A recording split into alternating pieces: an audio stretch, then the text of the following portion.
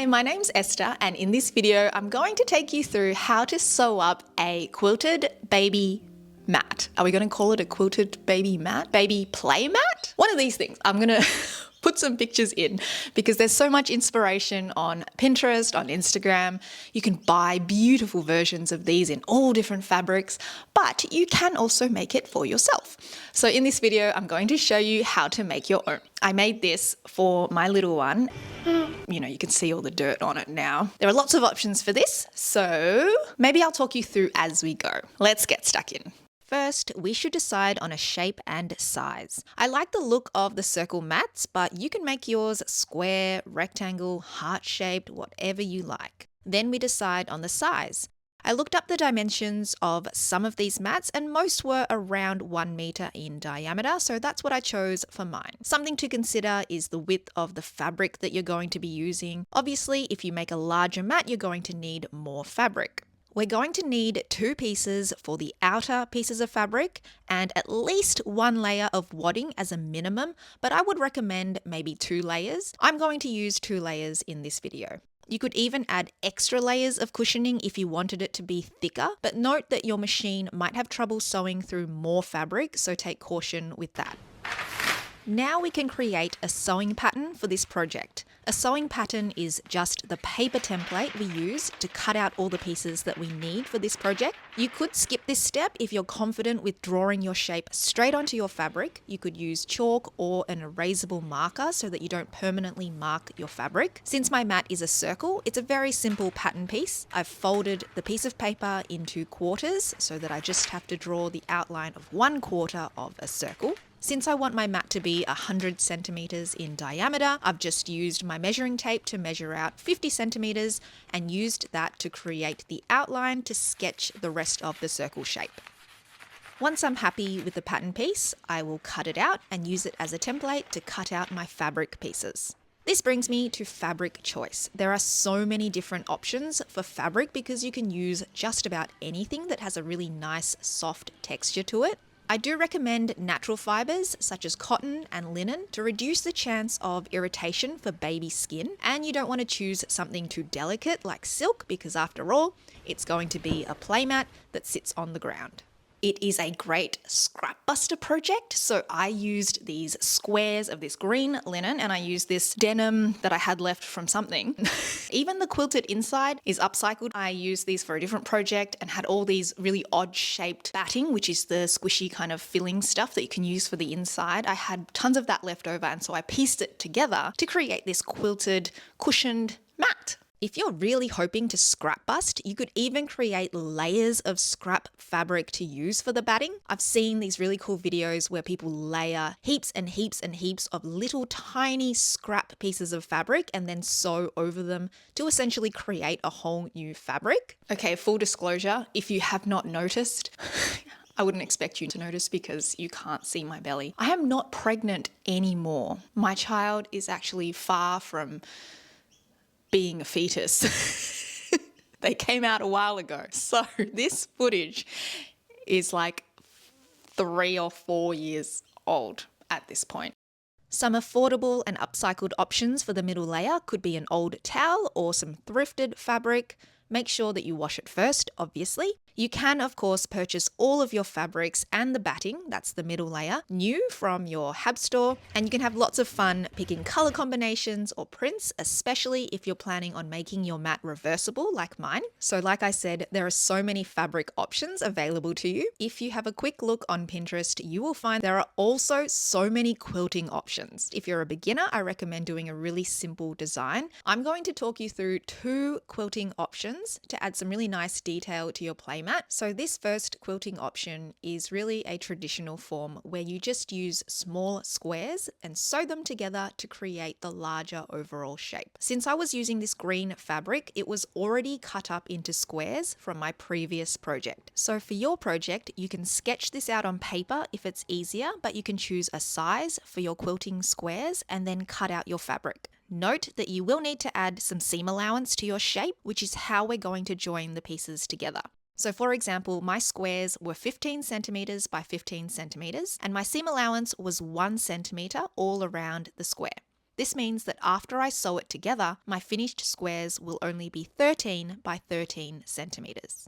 I joined the squares in a single line first, so I put the right sides of the fabric together, sewing 1 centimeter straight down, and I'll continue to do this until I have enough squares to make up the 100 centimeters in length that I need for my circle mat. Next, I'll join the lines together to make the larger piece. You should aim to quilt together enough squares to create a piece that is larger than your mat size, so that when it comes time to cut out my mat shape, I'll have more than enough fabric. For the other side of my mat, I'm using this remnant piece of denim, and I'm going to show you a bit of a quilting hack option. We're going to use one large piece of fabric and sew lines on it to make it look quilted. I'm not going to cut squares, rather I'm going to use chalk to draw in lines, and then I can simply sew along those lines and make it look like it's quilted. For this piece, I'm going to place my wadding underneath and sew it together with my denim. You've got a few options here. You could use contrasting thread or do multiple lines for a statement. You could even attempt some kind of stitched drawing. I've seen lots of those, or embroidery, that kind of thing. So there are so many options for this as well. I went with a very boring and very safe grid option. So I just used a slightly contrasting thread to top stitch all of these straight lines to make it look like it's quilted. So for this side, the wadding layer is now attached to the main fabric already, whereas with my other green fabric, I haven't yet attached the wadding layer. You don't actually have to attach it if you don't want to. You can layer your pieces later on when it's time to put them together, but I'm going to attach the green wadding now so that I can do some top stitching and create a really nice textured effect. To attach my wadding, I just laid it out on top of the wrong side of my green fabric. I made sure that both layers of fabric were lying really nice and flat before pinning it all together. The pins are really important to make sure that everything stays in place. Otherwise, you might get fabric that pulls in different directions, and that might create a really uneven look for the finished mat. Once they're pinned securely together, you can sew lines through it to attach them. You can choose any line design. You could sew decorative lines or zigzags, or you can just sew really simple grid lines. We'll be dealing with a large piece of fabric, so I found it easiest to roll it up and put it under the machine this way. If you have a walking foot attachment for your sewing machine, that will come in handy. Sewing through thick fabrics can cause the fabric to slip or become misaligned, so take care to pin and line up your squares as best as possible to achieve a really neat grid. I sewed mine diagonally across my quilting squares to make the squares look like triangles. I did attempt to do this freestyle, so without drawing in the guidelines with chalk, but I found that my lines just ended up being very crooked, and so I ended up going back to the table and drawing in all of the lines using a ruler and chalk to get really nice straight lines. Again, if you have a walking foot attachment, I think that will really help to make sure that your fabric stays aligned. Now that I've completed quilting my fabric, I'm going to cut it to the right size using the template that we made before. Now that we have all our pieces cut out and ready to go, we can place them right sides together and sew 1 centimeter all around the outside of your shape. Make sure you leave a 10 to 15 centimeter gap so that we can turn it out the right way later. If you chose not to sew your wadding to your fabric, make sure that your outer fabric is right sides together. You could add another layer of wadding if you wanted to make it thicker, but make sure that you can see your wadding on the outside as you're sewing so that when we turn it out the right way, the wadding will actually end up being hidden on the inside. Once it's sewn, you can flip it out the right way so it looks like this and use your iron to press the edges nice and flat. You can also use your iron to press in the seam allowance at the opening. This will help us to hand stitch the pieces together to finish the mat off. We're going to use a ladder stitch to hand sew this opening closed. I always find it really difficult to explain how to hand stitch things, so pay attention to the visual because I think that's a lot more helpful than me trying to explain. I do recommend doubling your thread over so that it's nice and strong, and I like to do a small stitch that's hidden on the inside and then use that to tie a double or triple knot. Now, once our thread is secured, the premise of the ladder stitch is that instead of stitching in a straight line, we're going to alternate our stitches from one side to the other side, in my case from the green side to the blue side, which as we start stitching is going to start looking like a ladder. To begin, I'm going to do my first stitch in the green fabric. My needle is moving from right to left because I'm right-handed, and you can see that for this first stitch, my needle pokes into the green fabric and comes out of the green fabric. Pull all of the thread through and you'll notice that you can't see the stitch. It's hidden on the inside. For the next stitch, I'll be stitching on the blue fabric and my needle will enter the blue fabric directly below the point where my stitch ended for the green fabric. The needle will come out from the blue fabric and this is my second stitch. The next stitch will be on the green fabric and the pattern continues. So for this third stitch, my needle will enter the green fabric directly above where my needle exited the blue fabric. I'll pull the thread all the way through and our third stitch is then complete. As we continue in this pattern, you'll notice that your stitches are now holding the two fabrics together and we're sewing that gap closed.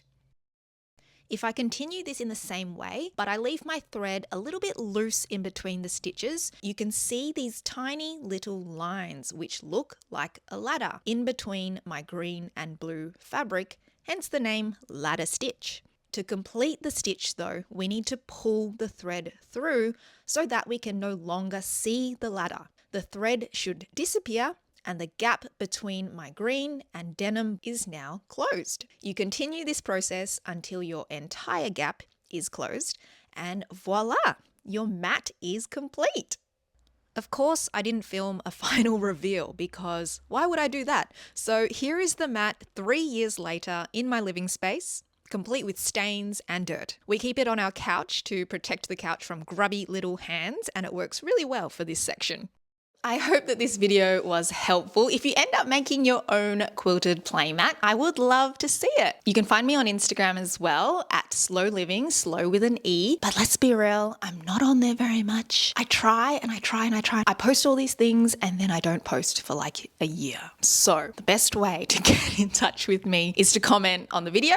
I see all of my comments and I try to respond to most of them, the nice ones anyway, the nasty ones I just delete. If you enjoyed this video, I do have another video up on my channel, which is, I think it's 12 things to sew for a baby. Other than that, I have a bunch of other mending, altering, and flipping videos, so you can find those on my channel as well. I will hopefully see you in another video soon.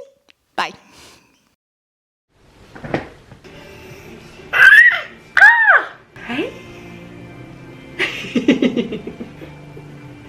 Oh my god, those birds are going to ruin my audio.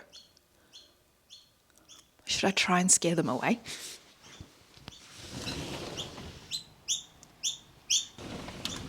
They are not scared by me. Focus. We're going to focus on the task at hand. These are really cute for taking photos on. Like you can put baby on the mat, take their little monthly milestone photos, which is what I did. I'm not going to go through the functions of a playmat because it's like literally a mat that you put on the ground so that baby has a clean space to lie on or to like play or to like throw up on, that kind of stuff. I actually haven't washed it.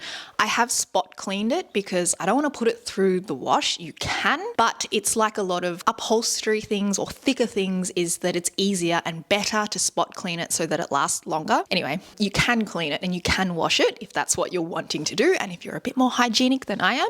If you found this video helpful, please give it a thumbs up and subscribe if you haven't already. I provide, what do I provide?